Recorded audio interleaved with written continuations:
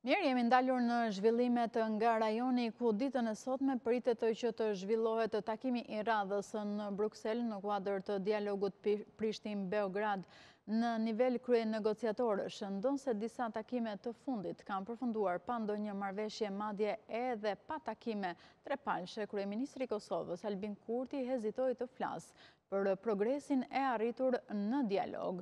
E pikërisht zbatimi i marrëveshjeve të arritura në kuadër të dialogut për normalizimin e raporteve është kërkuar nga ndihmës sekretari amerikan i shtetit Gabriel O'Brien, i cili ishte për vizitë në Kosovë e në Serbi.